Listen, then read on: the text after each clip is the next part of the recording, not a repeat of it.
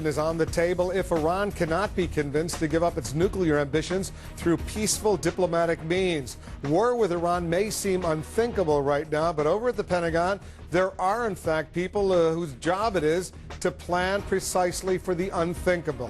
Let's go to our senior Pentagon correspondent, Jamie McIntyre. Jamie? Wolf, Pentagon sources tell CNN that all of the planning for possible military action in Iran comes under the heading of prudent and somewhat routine contingency planning. But as you said, that doesn't mean they're not thinking about it a lot. The objectives stop Iran from being able to enrich enough uranium to make a nuclear bomb. Imagine a Middle East with an Iran with a nuclear weapon threatening free nations. The military option, preemptive airstrikes by American stealth bombers, strike aircraft, and cruise missiles, using the latest bunker-busting munitions in an air assault lasting several nights and dropping thousands of bombs. I'm not going to answer about confirming or denying any plans that we may have. I can tell you we can deal with any problem that comes up militarily in the region. The potential targets, more than 24 nuclear facilities spread across Iran, some secret, some deep underground, and some in populated areas that would have to be hit multiple times. Most people that have a sense of the Iranian nuclear program say it has two parts. The part we see, and that's the part we can target.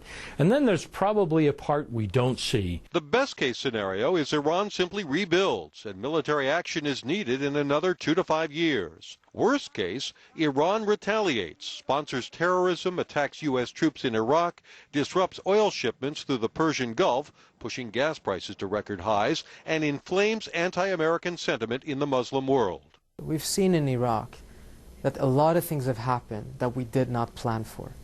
If a military operation is initiated against Iran, we can be quite certain that the same thing will happen there, but far, far worse.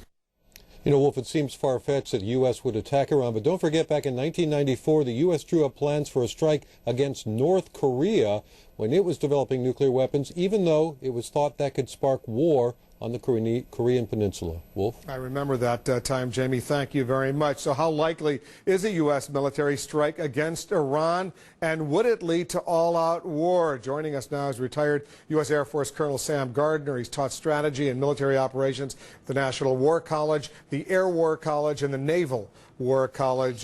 Colonel, thanks very much for coming in.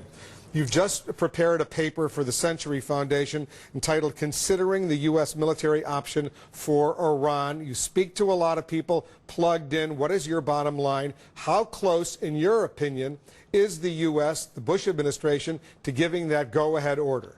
It's been given.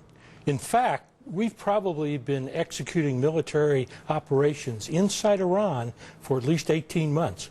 The evidence is overwhelming. Well, let me press you on that. When you say it's been given, the president says he wants diplomacy to work to convince the Iranian government to stop enriching uranium, to not go forward. I would tell the Iranian people that we have no desire for conflict. He told David Ignatius of the Washington Post the other day. So what does that mean, the order has been given? We are conducting military operations inside Iran right now.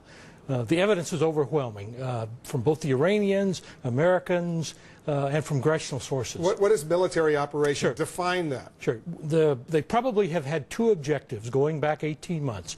The first was to gather intelligence. Where is the Iranian nuclear program?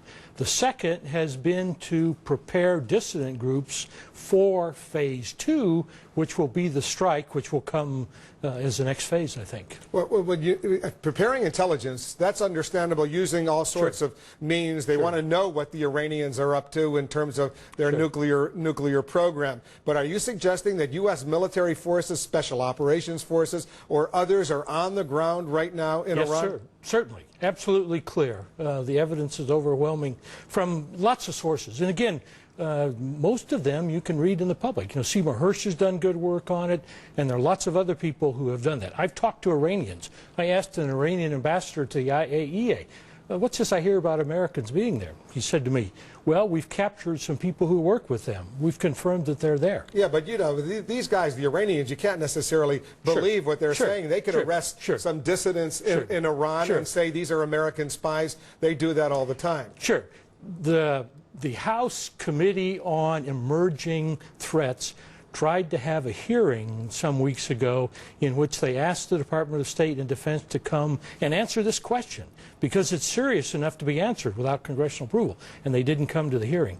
There are sources that I talked to on the Hill who believe that that's true, and it's being done without congressional oversight. Look, I was once a Pentagon correspondent many years ago, and in those days and in these days, and as Jamie McIntyre just reported, and as you well know from your time of active duty at the Pentagon in the U.S. military, these guys are planning contingency operations for almost everything. If Canada goes to war against the United States, they've got a contingency plan. Okay, different now. Two differences. Number one, we've learned from Time magazine today that some U.S. naval forces have been alerted for deployment. That is a major step. That's first. The second thing is the sources suggest the plan is not in the Pentagon. The plan has gone to the White House. That's not normal planning. When the plan goes to the White House, that means we've gone to a different stage. You think it's possible there's a little psychological warfare being played on Ahmadinejad right now to rattle him, to spread the word, to put out this kind of